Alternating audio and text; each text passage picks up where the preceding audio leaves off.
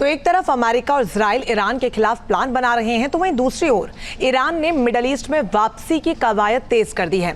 Iran अपने proxy को फिर से मजबूत कर रहा है, यहां तक कि इराक में मिसाइलें भेज रहा है और सीरिया में तो उसने एक नया आतंकी संगठन भी तैयार कर लिया है।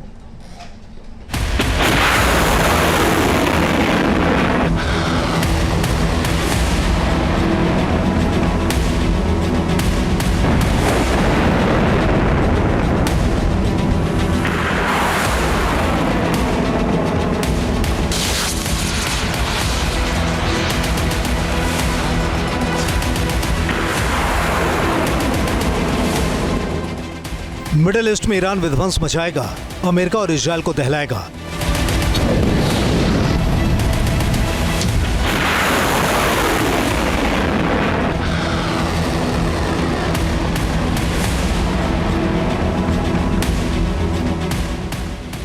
इराक में मिसाइल, हिजबुल्लाह को हथियार, ईरान का सबसे बड़ा वॉर।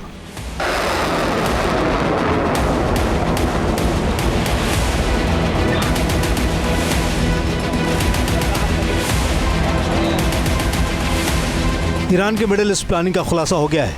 ईरान ने इराक में पहली बार ऐसा कुछ किया है जिसने अमेरिका और इजराइल को हिलाकर रख दिया है। ईरान ने इराक में मौजूद शिया मिलिशिया ग्रुप को लंबी दूरी तक मार करने वाली मिसाइलें भेजी हैं। ये वो ग्रुप हैं जो इराक में अमेरिकी सैन्य ठिकानों को निशाने पर लेते आए हैं।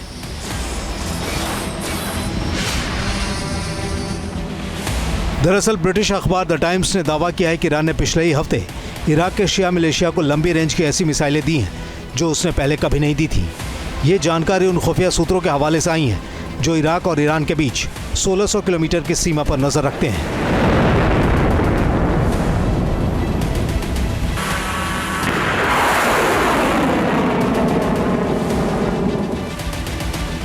सिर्फ यही नहीं, ईरान की कुद्स फोर्स ने समंदर के रास्ते लेबनान में हिजबुल्लाह को हथियार और पैसे भेजे हैं।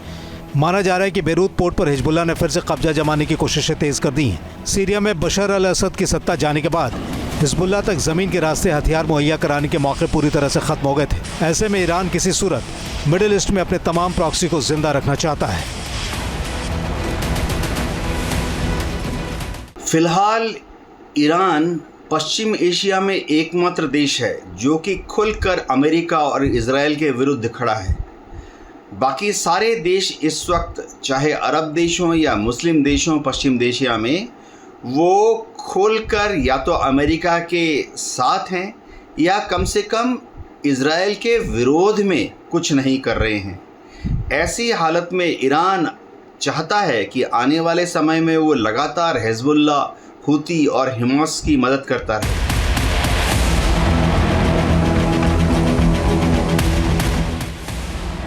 लेबनान में ईरान की सक्रियता को देखते हुए इजरायली सेना ने यहां हमलों की रफ्तार तेज कर दी है।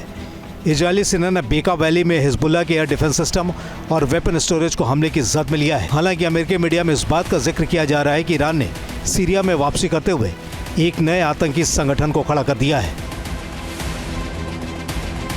अमेरिका ने आस्ते आस्ते जितने अरब मुल्क हैं, मुस्लिम देश हैं, उनको अपने साथ कर लिया है। आज की तारीख में मिस्र, सऊदी, जॉर्डन, तुर्की, ये सारे देश इजराइल के बहुत ही गहन पक्के मित्र बन गए हैं और किसी भी तरह से इजराइल के विरुद्ध कोई भी कार्रवाई नहीं करेंगे, क्योंकि इन सबको अमेरिका ने अपने स्फीयर ऑफ इन्फ्लुएंस में, यानी अपने दबाव में रखा हुआ है। एक ही अपवाद है ईरान, जो अभी तक अमेरिका की जेब में जाकर नहीं गिरा है। ये हकीकत है कि गाजा में हमास और लेबनान में हिजबुल्लाह अपने वजूद के आखिरी फेज में। ऐसे में सिर्फ यमन में हुती विद्रोही ईरान की उम्मीद है और अमेरिकी एयरफोर्स यमन में ताबड़तोड़ हमले कर रही है।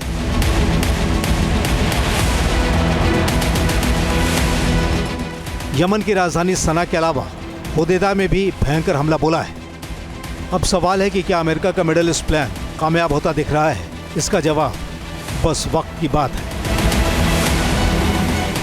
Team news nation. तो एक तरफ अमेरिका और इजराइल ईरान के खिलाफ प्लान बना रहे हैं, तो वहीं दूसरी ओर ईरान ने मिडल ईस्ट में वापसी की कवायद तेज कर दी है। ईरान अपने प्रॉक्सी को फिर से मजबूत कर रहा है, यहां तक कि इराक में मिसाइलें भेज रहा है और सीरिया में तो उसने एक नया आतंकी संगठन भी तैयार कर लिया है।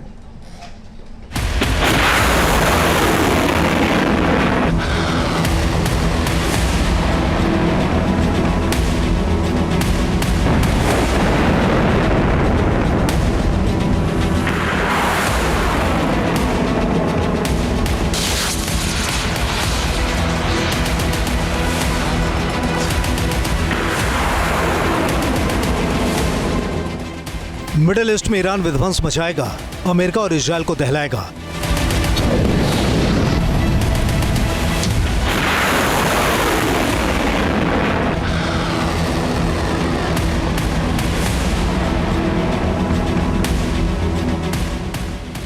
इराक में मिसाइल, हिजबुल्लाह को हथियार, ईरान का सबसे बड़ा वॉर।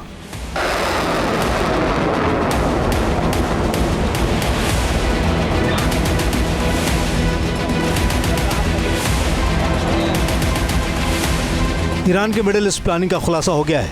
ईरान ने इराक में पहली बार ऐसा कुछ किया है जिसने अमेरिका और इजरायल को हिलाकर रख दिया है। ईरान ने इराक में मौजूद शिया मिलिशिया ग्रुप को लंबी दूरी तक मार करने वाली मिसाइलें भेजी हैं। ये वो ग्रुप हैं जो इराक में अमेरिकी सैन्य ठिकानों को निशाने पर लेते आए हैं।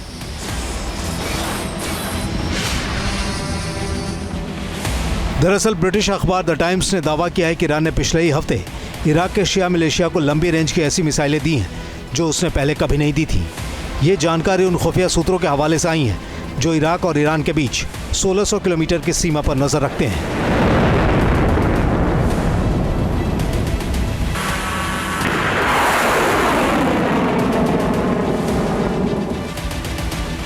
सिर्फ यही नहीं, ईरान की कुद्स फोर्स ने समंदर के रास्ते लेबनान में हिजबुल्लाह को हथियार और पैसे भेजे हैं।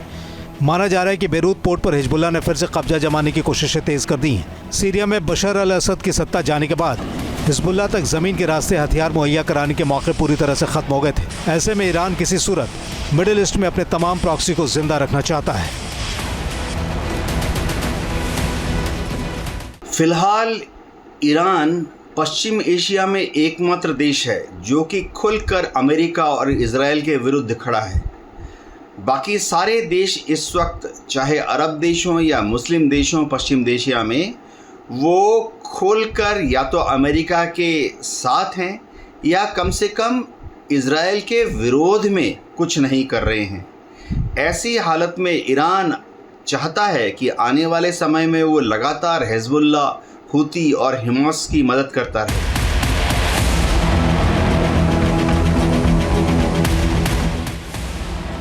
लेबनान में ईरान की सक्रियता को देखते हुए इजरायली सेना ने यहां हमलों की रफ्तार तेज कर दी है। इजरायली सेना ने बेका वैली में हिजबुल्लाह के एयर डिफेंस सिस्टम और वेपन स्टोरेज को हमले की जद में लिया है। हालांकि अमेरिकी मीडिया में इस बात का जिक्र किया जा रहा है कि ईरान ने सीरिया में वापसी करते हुए एक नए आतंकी संगठन को खड़ा कर दिया है। अमेरिका ने आस्ते आस्ते जितने अरब मुल्क हैं, मुस्लिम देश हैं, उनको अपने साथ कर लिया है।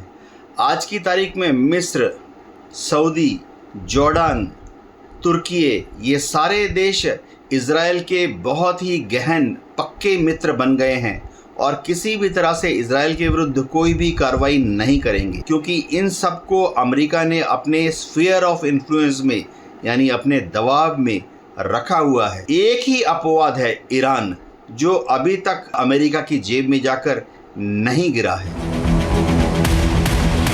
ये हकीकत है कि गाजा में हमास और लेबनान में हिजबुल्लाह अपने वजूद के आखिरी फेज में है। ऐसे में सिर्फ यमन में हुती विद्रोही ईरान की उम्मीद है और अमेरिकी एयरफोर्स यमन में ताबड़तोड़ हमले कर रही है।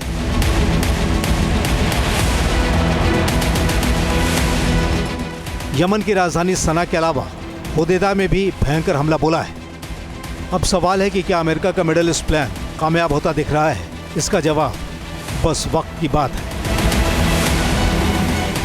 Team news nation.